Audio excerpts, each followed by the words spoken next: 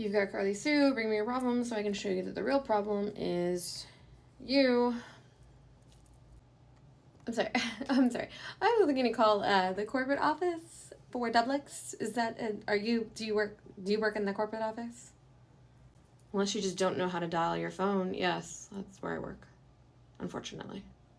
Okay. So I called the other day to make a complaint, and I got this crazy woman who called me lots of strange, like, pastry names and such, and she just really wasn't very helpful. And then she told me that I couldn't speak to the manager because he would sit there in silence. He wouldn't actually speak. And I just want to speak to somebody else about my issue. Okay, so you spoke to Darla-Ann. And she's right about Andy. He would absolutely just sit there in silence. He doesn't really like people very much. He doesn't really like anything very much. It's strange, actually. Okay, but, like, I can talk to you about my complaint. If you must.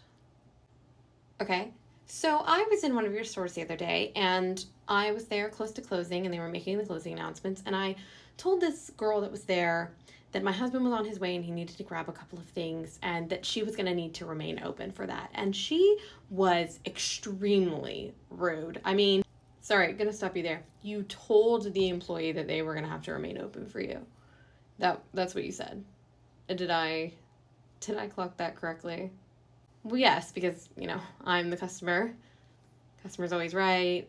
I guess what I say goes, all that good stuff. So she just needed to stay open for a few extra... No, so I don't care. So that's not how this works. Business hours are business hours.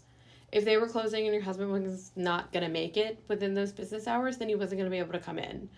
Also, I don't know why you couldn't just get what your husband needed. Like, seems like if you can't buy what your husband needs, he might be keeping secrets from you, and I would absolutely try to figure that out.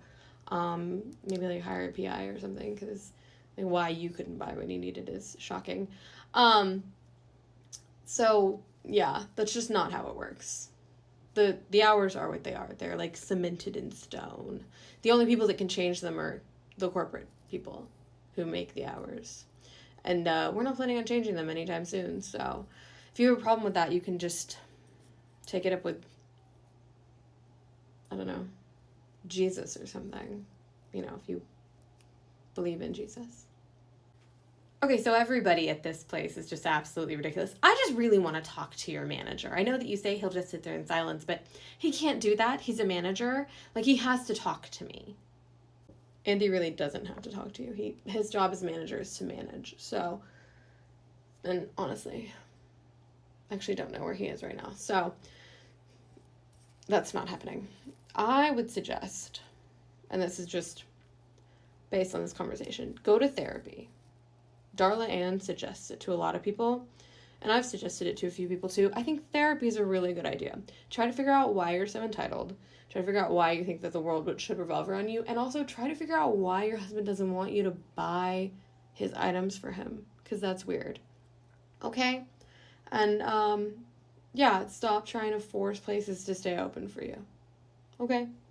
Cool. Don't do that again, because they'll call the police, and then they'll have you trespassed, and then you can't come into the store anymore, and that would be sad for you, I think, because it feels like this is probably the highlight of your life. I'm gonna go.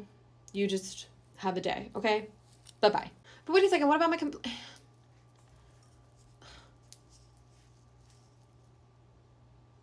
Why wouldn't he just let me buy what he needed?